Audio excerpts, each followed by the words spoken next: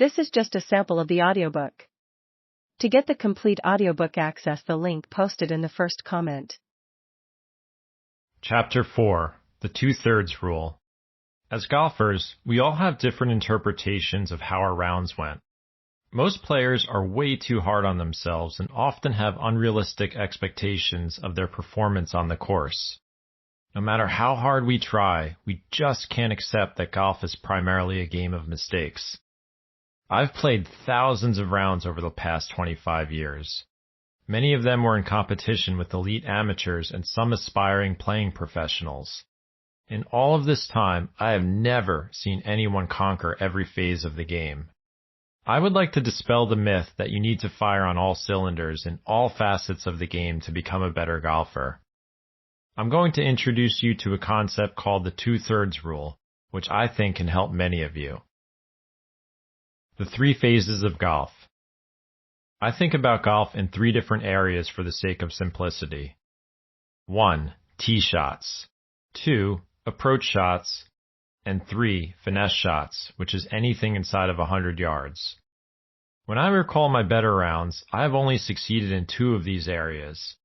For example, I've had days where I've shot par or better that featured great tee shots, outstanding iron play, but mediocre putting. I have shot those identical scores other times but had difficulties off the tee.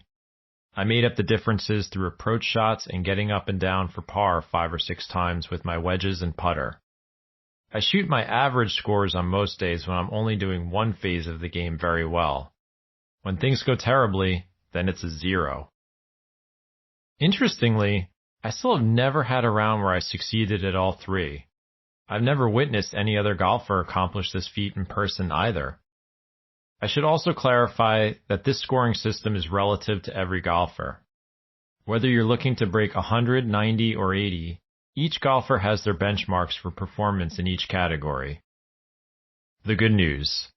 We put so much pressure on ourselves on the course to hit every shot well.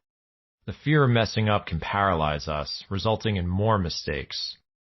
The good news is that you can shoot your target score while making some serious errors during your round. You should be breathing a sigh of relief right now. Many golfers assume they need to be great at every part of the game when they step on the first tee. Consequently, they are on short mental leashes. The second their tee shot lands in the trees, they have already declared the hole over, and potentially the entire round. That's not how golf works if you want to become a better player. Eliminating the 0. We have all had rounds where things go our way, and the game might seem easier. Those are the rounds we can remember, and they reveal our potential. However, if you want to lower your handicap and shoot better scores on average, you shouldn't be focusing on your best performances. The rounds you want to concentrate on are where you score 0 out of 3.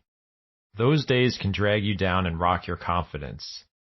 I didn't become a better golfer until I started consistently posting rounds where I scored at least 1 out of 3.